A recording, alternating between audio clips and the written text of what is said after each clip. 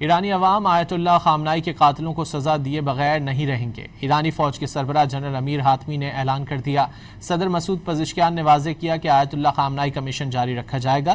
Speaker Baqir کالیباف نے کہا کہ ایرانی قوم نے شہید آیت اللہ کے خون کا بدلہ لینے کا مشترکہ مطالبہ کیا ہے۔